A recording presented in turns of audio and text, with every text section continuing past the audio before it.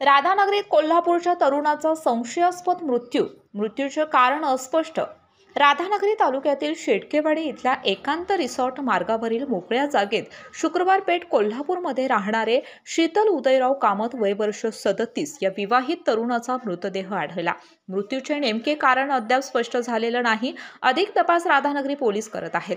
शुक्रवारी सकाळी 8:45च्या दरम्यान शेटकेवाडी गावच्या हद्दीत एकांत रिसॉर्ट रस्त्याने आत गेलेवर असलेल्या मोकळ्या मळ्यात शुक्रवार पेठ कोल्हापूर येथे राहणारे शीतल उदयराव कामत वय वर्ष 37 यांचा मृतदेह आढळून आला।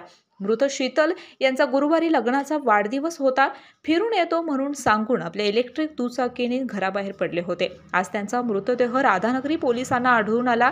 घटनेची माहिती मिळताच नातेवाईकांनी राधानगरी पोलिसात धाव घेतली। मृत शीतलच्या अंगावरील चैन, अंगठी आणि मोबाईल लंपास झाल्याचं नातेवाईकांनी सांगितलं। उत्तरीय तपासणी राधानगरी रुग्णालयात करण्यात आली। राधानगरी पोलिसांनी इलेक्ट्रिक दुचाकी तपासासाठी ताब्यात घेतली आहे। अधिक तपास police sub inspector Mahesh Gharadikar, Krishnat Khamkar, Gajanan Gurav यांच्यासह राधानगरी पोलीस करत आहेत। कोल्हापुरी कारभारसाठी राधानगरी प्रतिनिधी मिलिंद कांबळे। बाबा, खमंग म्हणजे काय?